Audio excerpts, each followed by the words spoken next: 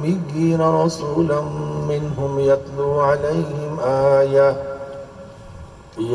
عليهم آياته ويزكيهم ويعلمهم الكتاب والحكمة وإن كانوا من قبل لفي ضلال مبين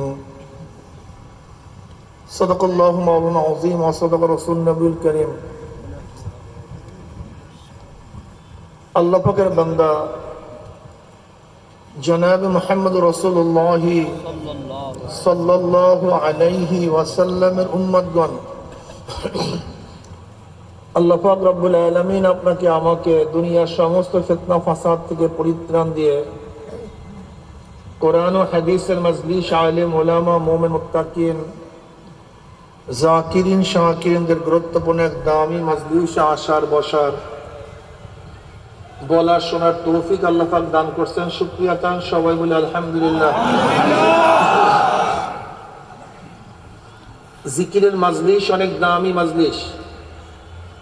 আমি সব সময় জিকিরের মাজলিসকে ধোলাই কারখানা বলি।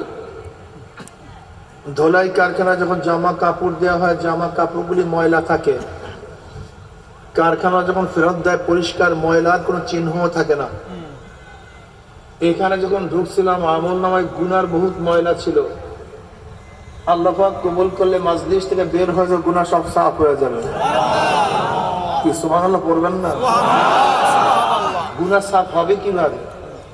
এই যে একবার সুবহানাল্লাহ পড়ছেন, পড়ার সাথে সাথে আমলনামায় 1000 নেকি লেখা হয়ে গেছে, 1000 গুনাহ ঝরে গেছে।